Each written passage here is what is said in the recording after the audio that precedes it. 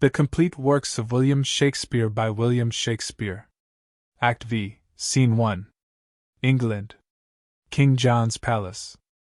Enter King John, Pandulph, and attendants King John. Thus have I yielded up into your hand the circle of my glory. Pandulph gives back the crown. Take again from this my hand, as holding of the Pope, your sovereign greatness and authority. King John. Now keep your holy word. Go meet the French, and from His Holiness use all your power to stop their marches, for we are inflamed.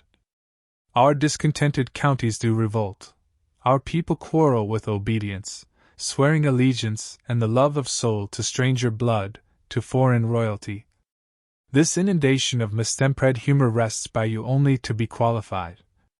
Then pause not, for the present times so sick that present medicine must be misread, or overthrow incurable ensues. Pandulph. It was my breath that blew this tempest up, upon your stubborn usage of the Pope.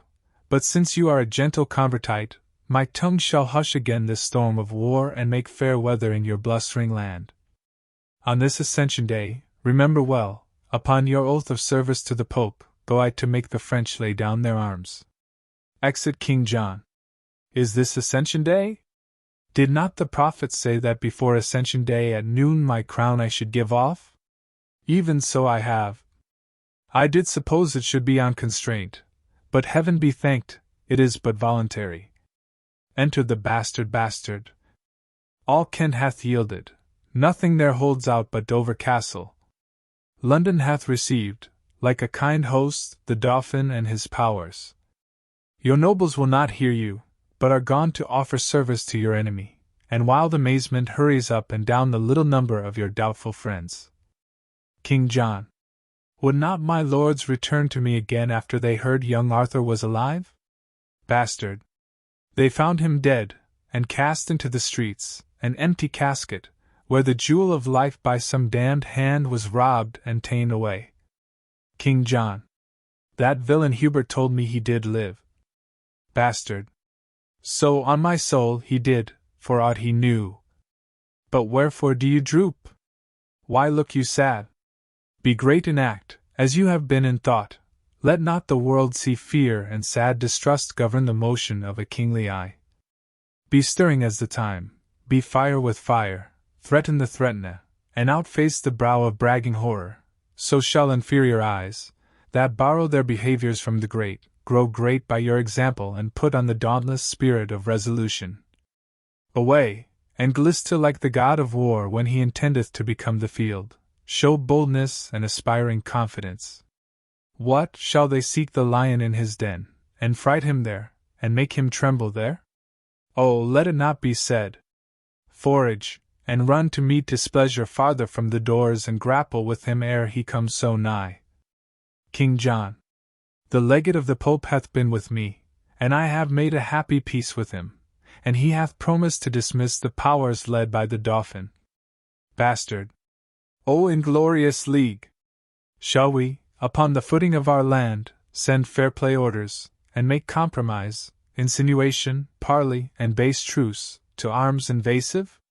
Shall a beardless boy, a cockred silken wanton, brave our fields and flesh his spirit in a warlike soil, mocking the air with colours idly spread, and find no check? Let us, my liege, to arms. Perchance the Cardinal cannot make your peace. Or, if he do, let it at least be said they saw we had a purpose of defense. King John. Have thou the ordering of this present time. Bastard. Away, then, with good courage. Yet I know our party may well meet a prouder foe. Extant Scene 2. England. The Dauphin's camp at St. Edmundsbury enter, in arms, Lewis, Salisbury, Melon, Pembroke, Bigot, and soldiers Lewis. My Lord Melon, let this be copied out and keep it safe for our remembrance. Return the precedent to these lords again, that, having our fair order written down, both they and we, perusing o'er these notes, may know wherefore we took the sacrament, and keep our faiths firm and inviolable. Salisbury. Upon our sides and never shall be broken. And noble Dauphin, albeit we swear a voluntary zeal and an unearned faith to your proceedings. Yet, believe me, Prince, I am not glad that such a sore of time should seek a plaster by contemned revolt, and heal the inveterate canker of one wound by making many. Oh, it grieves my soul that I must draw this metal from my side to be a widow-maker. Oh, and there where honorable rescue and defense cries out upon the name of Salisbury. But such is the infection of the time that, for the health and physic of our right, we cannot deal but with the very hand of stern injustice and confused wrong. And is not pity, O my grieved friends, that we, the sons and children of this isle, were born to see so sad an hour as this, wherein we step after a stranger march upon her gentle bosom, and fill up her enemies' ranks? I must withdraw and weep upon the spot of this enforced cause to grace the gentry of a land remote and follow unacquainted colours here. What, here?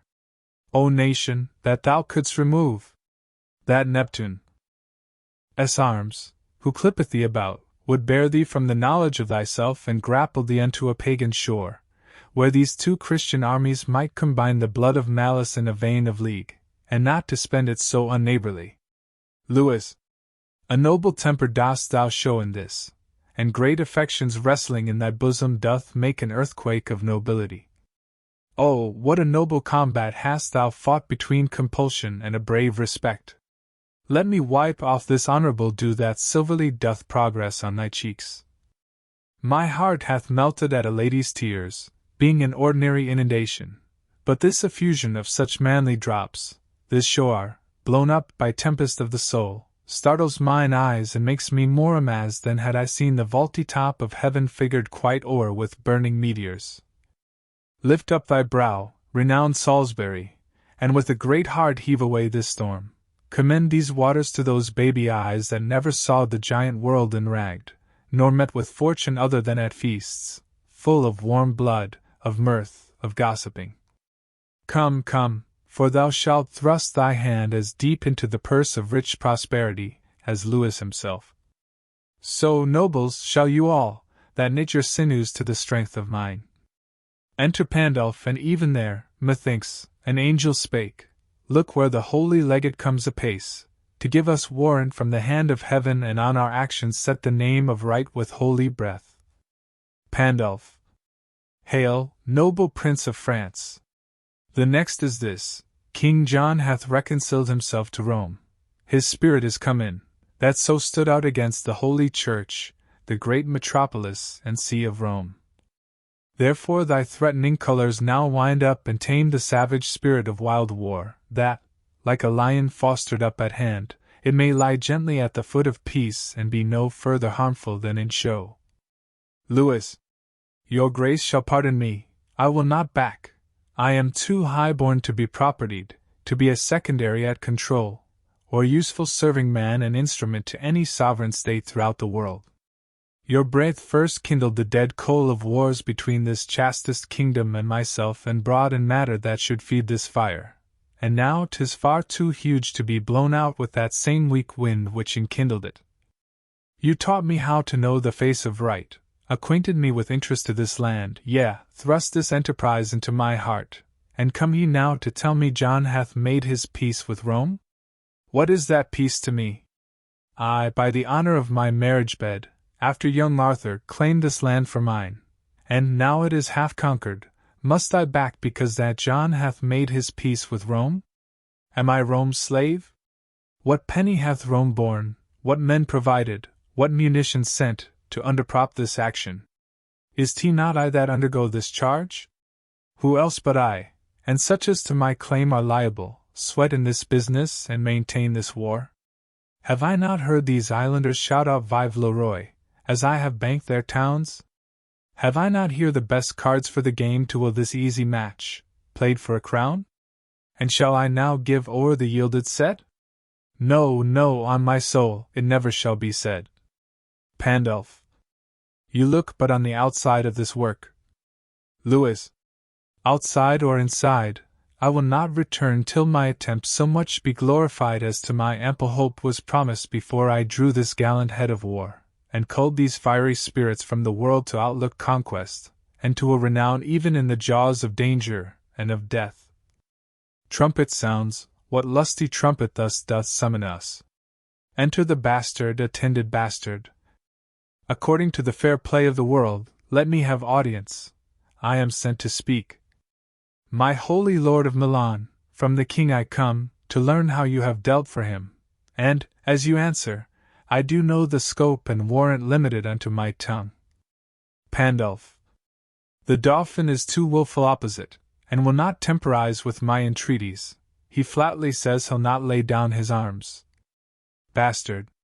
By all the blood that ever fury breathed, the youth says well. Now hear our English king, for thus his royalty doth speak in me. He is prepared, and reason too he should. This apish and unmannerly approach, this harness mask and unadvised revel, this unhaired sauciness and boyish troops, the king doth smile at, and is well prepared to whip this dwarfish war, these pygmy arms, from out the circle of his territories. That hand which had the strength, even at your door, to cudgel you and make you take the hatch, to dive like buckets in concealed wells, to crouch in litter of your stable planks, to lie like pawns locked up in chests and trunks, to hug with swine, to seek sweet safety out in vaults and prisons, and to thrill and shake even at the crying of your nation's crow, thinking this voice and armed Englishmen shall that victorious hand be feebled here that in your chambers gave you chastisement. No. No, the gallant monarch is in arms, and like an eagle o'er his airy torres to souse annoyant. He that comes near his nest. And you degenerate, you ingrate revolts, you bloody Neros, ripping up the womb of your dear mother England, blush for shame, for your own ladies and pale-visaged maids, like Amazons, come tripping after drums, their thimbles into armed gauntlets change, their needles to lances, and their gentle hearts to fierce and bloody inclination. Louis, there end thy brave, and turn thy face in peace. We grant thou canst outscold us. Fare thee well. We hold our time too precious to be spent with such a brabbler. Pandulph. Give me leave to speak. Bastard. No, I will speak. Louis. We will attend to either. Strike up the drums, and let the tongue of war plead for our interest and our being here. Bastard. Indeed, your drums, being beaten, will cry out, and so shall you, being beaten. Do but start and echo with the clamor of thy drum, and even at hand a drum is ready bracked that shall reverberate all as loud as thine, sound but another, and another shall, as loud as thine, rattle the welkin's ear and mock the deep-mouthed thunder. For at hand, not trusting to this halting legate here, whom he hath us rather for sport than need, is warlike John, and in his forehead sits a bare-ribbed Death, whose office is this day to feast upon whole thousands of the French. Louis, strike up our drums to find this danger out. Bastard. And thou shalt find it, Dauphin, do not doubt. Extant Scene 3. England. The field of battle alarums. Enter King John and Hubert. King John. How goes the day with us? Oh, tell me, Hubert. Hubert. Badly, I fear. How fares your Majesty? King John. This fever that hath troubled me so long lies heavy on me. Oh, my heart is sick! Enter a messenger. Messenger. My lord, your valiant kinsman, Falconbridge, desires your Majesty to leave the field and send him word by me which way you go. King John. Tell him, toward Swinstead, to the abbey there. Messenger. Be of good comfort, for the great supply that was expected by the Dauphin here are wrecked 3 nights ago on Goodwin Sands. This news was brought to Richard, but even now the French fight coldly, and retire themselves. King John. Ay me, this tyrant fever burns me up and will not let me welcome this good news. Set on toward Swinstead, to my litter straight, weakness possesseth me, and I am faint. Extant Scene 4. England. Another part of the battlefield. Enter Salisbury, Pembroke, and Bigot. Salisbury. I did not think the king so stored with friends. Pembroke. Up once again, put spirit in the French. If they miscarry, we miscarry too. Salisbury. That misbegotten devil, Falconbridge, in spite of spite, alone upholds the day. Pembroke. They say King John, sore sick, hath left the field. Enter Melon, wounded Melon. Lead me to the revolts of England here. Salisbury. When we were happy we had other names. Pembroke. It is the Count Melon. Salisbury. Wounded to death. Melon. Fly, noble English, you are bought and sold, unthread the rude eye of rebellion, and welcome home again discarded faith. Seek out King John, and fall before his feet, for if the French be lords of this loud day, he means to recompense the pains you take by cutting off your heads. Thus hath he sworn, and I with him, and many more with me, upon the altar at St. Edmundsbury, even on that altar where we swore to you dear amity and everlasting love. Salisbury. May this be possible? May this be true? Melon. Have I not hideous death within my view, retaining but a quantity of life, which bleeds away even as a form of wax resolveth from his figure gains the fire? What in the world should make me now deceive, since I must lose the use of all deceit? Why should I then be false, since it is true that I must die here, and live hence by truth? I say again, if Louis do will the day, he is forsworn if e'er those eyes of yours behold another day break in the east. But even this night, whose black contagious breath already smokes about the burning crest of the old, feeble, and day-wearied sun, even this ill night, your breathing shall expire, paying the fine of rated treachery even with the treacherous fine of all your lives. If Louis by your assistance win the day, commend me to one Hubert, with your king, the love of him and this respect besides, for that my grandsire was an Englishman awakes my conscience to confess all this. In lieu whereof, I pray you, bear me hence from forth the noise and rumour of the field, where I may think the remnant of my thoughts in peace, and part this body and my soul with contemplation and devout desires. Salisbury. We do believe thee, and beshrew my soul, but I do love the favour and the form of this most fair occasion, by the which we will untread the steps of damned flight, and like a baited and retired flood, leaving our rankness and irregular course, stoop low within those bounds we have o'erlooked, and calmly run on in obedience even to our ocean, to great King John. My arm shall give thee help to bear thee hence, for I do see the cruel pangs of death right in thine eye. Away, my friends! New flight, and happy newness, that intends old right. Exeunt, leading off Melon Scene 5. England. The French camp enter Louis and his train Louis. The sun of heaven, methought, was loath to set, but stayed and made the western welkin blush, when English measure backward their own ground in faint retire. Oh, bravely came we off, when with a volley of our needless shot, after such bloody toil, we bid good night, and wound our tottering colours clearly up, last in the field and almost lords of it. Enter a messenger. Where is my prince the Dauphin? Louis. Here, what news? Messenger. The Count Melon is slain. The English lords by his persuasion are again fallen off, and your supply, which you have wished so long, are cast away and sunk on Goodwin's sands. Louis. Ah, foul shrewd news! Beshrew thy very heart! I did not think to be so sad tonight as this hath made me. Who was he that said King John did fly an hour or two before the stumbling night did part our weary powers? Messenger. Whoever spoke it, it is true, my lord. Louis. Keep good quarter and good care tonight. The day shall not be up so soon as I to try the fair adventure of tomorrow. Exeunt Scene 6.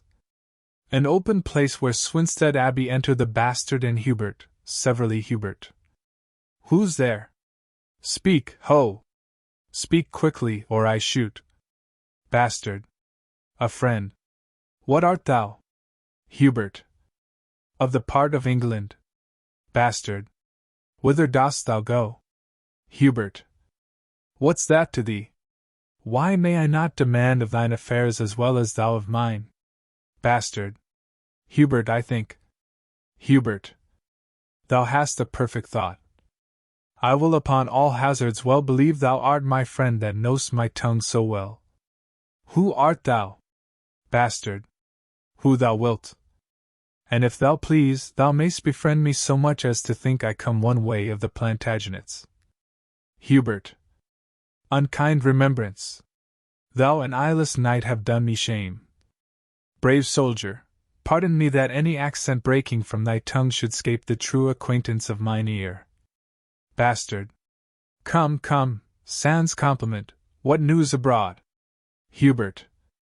Why, here walk I in the black brow of night to find you out. Bastard. Brief then, and what's the news? Hubert. Oh, my sweet sir, news fitting to the night, black, fearful, comfortless, and horrible. Bastard. Show me the very wound of this ill news. I am no woman, I'll not swoon at it. Hubert. The king, I fear, is poisoned by a monk. I left him almost speechless and broke out to acquaint you with this evil, that you might the better arm you to the sudden time than if you had at leisure known of this. Bastard. How did he take it? Who did taste to him? Hubert.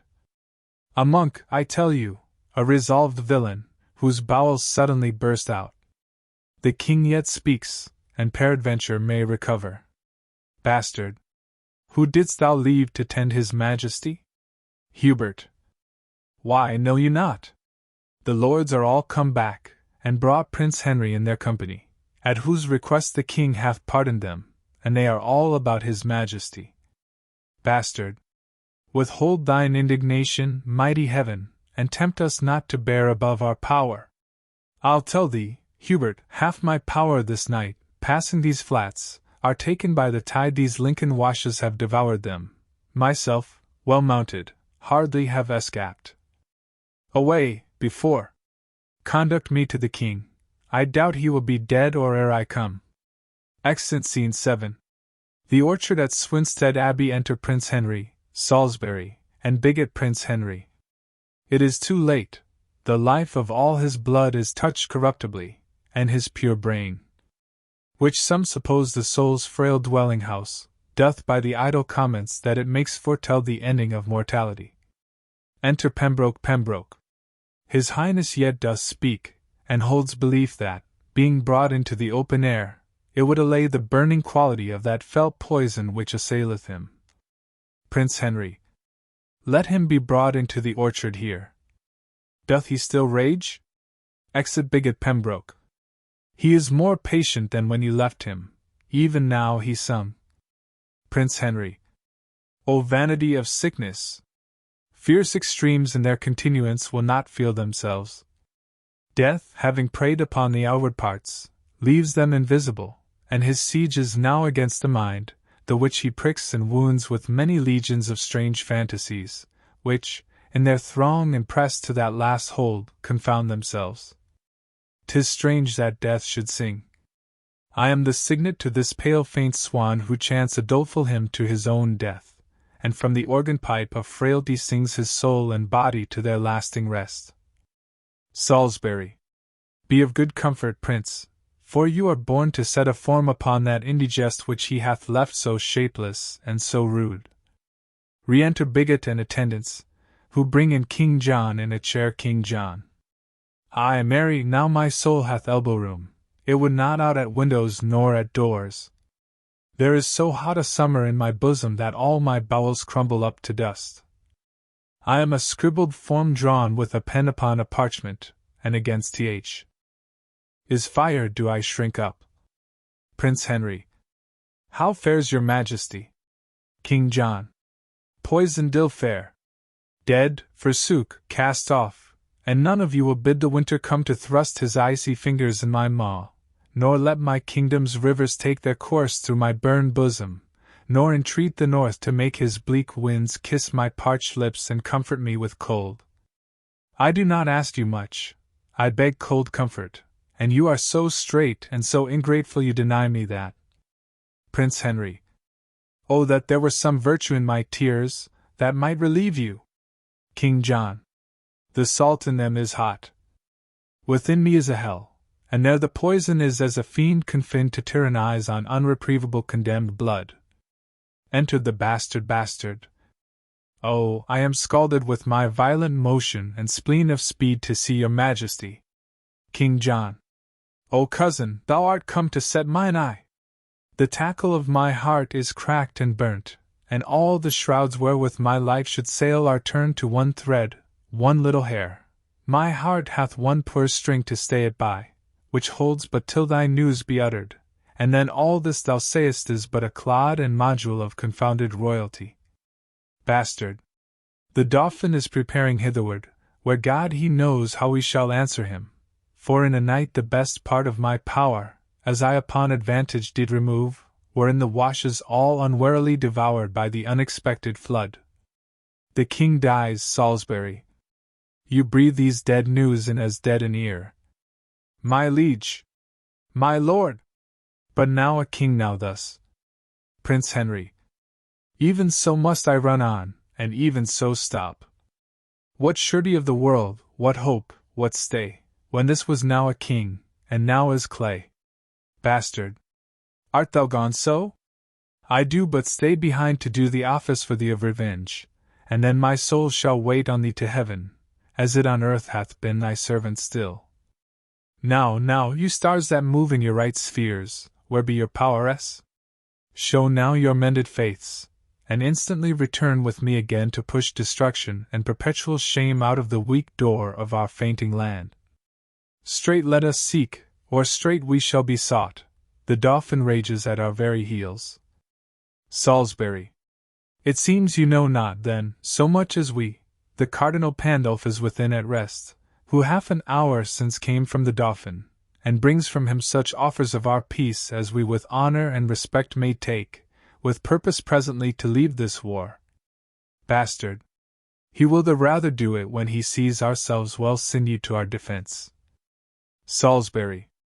Nay, 'tis in a manner done already, for many carriages he hath dispatched to the seaside, and put his cause and quarrel to the disposing of the Cardinal, with whom yourself, myself, and other lords, if you think meet, this afternoon will post to consummate this business happily. Bastard. Let it be so.